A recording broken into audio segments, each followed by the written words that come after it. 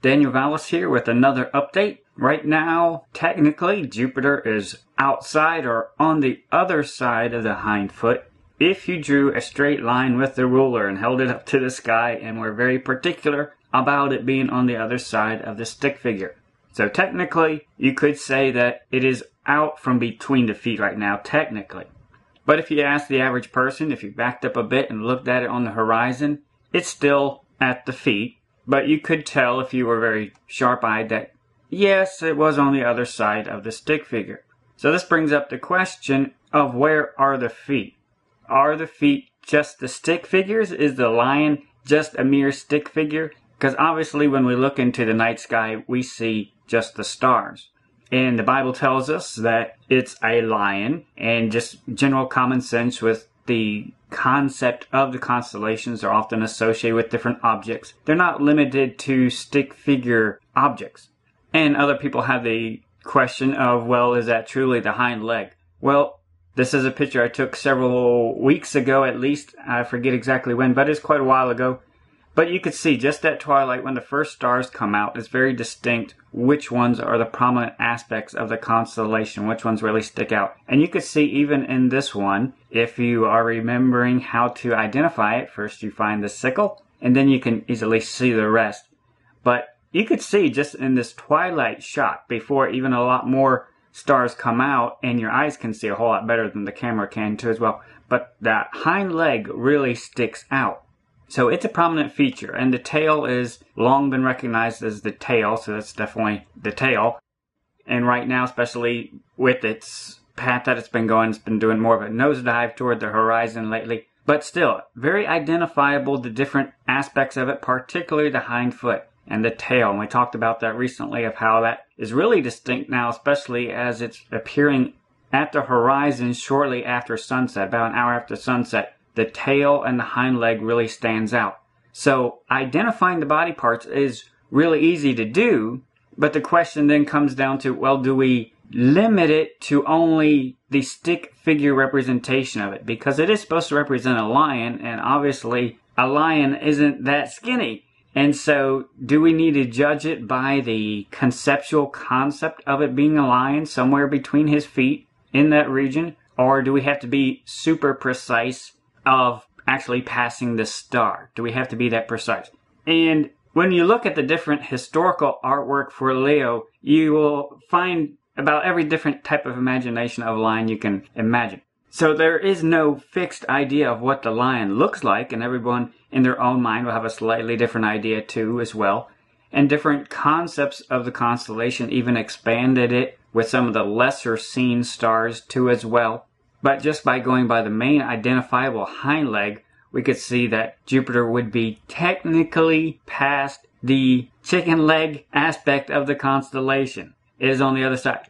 But if you ask the average person, is Jupiter still between the legs of Leo? Yes, it is. Because the legs are more than the stick figure, and even when you compare it with different concepts of constellation art, it's still well recognized that it is between the feet. And it is interesting that it's in the aspect that the Bible mentions the two hind legs, and that's the aspect of the lion's body that is most associated with siring his offspring.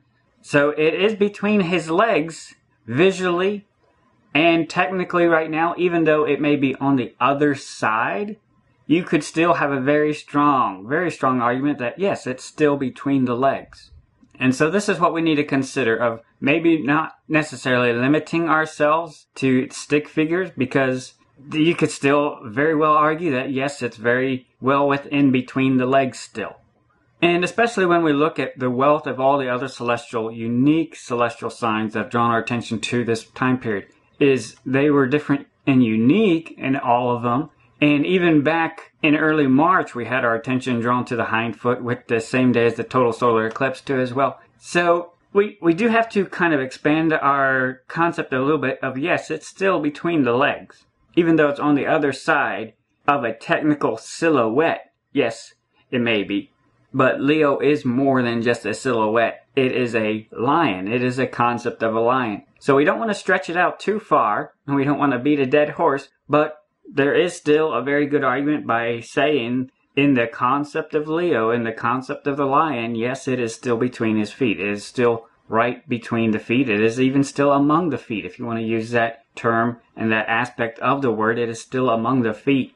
Especially when you consider conceptually there are 2 legs in the hind quarter there.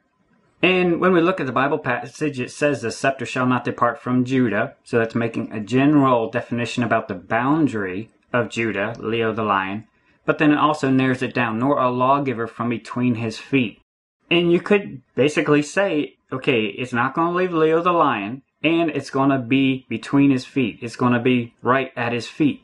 So I think we can have the understanding that being technically on the other side of the chicken leg, so to speak, is still between the feet, because it is between the 2 hind feet in that same area, and it's still in the same concept. And as long as it's close to those feet, it's still between those feet. We do know our attention has been drawn to this time, so we just need to caution that we don't limit ourselves necessarily, because the Bible does not necessarily say, nor a lawgiver from between the feet stars. It says between the feet. So it is kind of talking in a conceptual manner. And so we just need to keep that in mind. I'd love to hear your thoughts on that too as well. And if you are new to this channel, you can find downloads to our Sign in Shiloh sheet where we talk a lot about the relevance of this to the Bible prophecy and scripture that we've been looking at. We know we are at a very important time. And so we know this is apparently a very important part of prophecy too as well. We talked about that in some of our very recent videos. So definitely check those out. And like I've said a bazillion times, we do not know the day or hour. But we do know the time frame that our attention has been drawn to. And while we do not know the exact day or hour, we do know that we will see the day approaching. And he told us that we will see our redemption drawing nigh. We will reach a point where we will need to look up and start looking more earnestly, because we will be able to tell that our redemption is drawing nigh. He's not here yet, but we will know that we are very close. And so we do not know the exact day or hour, but we do know we are very, very close. And it is significant that our attention is drawn to, right now, that the lawgiver is between the feet. So again, check out our materials that you have, and I'd love to hear your thoughts on this. And keep looking up, because our redemption is drawing nigh, and he is drawing our attention at this time to draw close to him. Maranatha.